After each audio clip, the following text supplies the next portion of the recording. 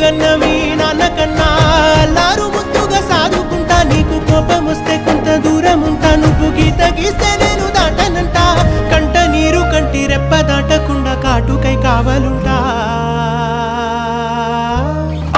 రాంబాయి నీ మీద నాకు మనసాయనే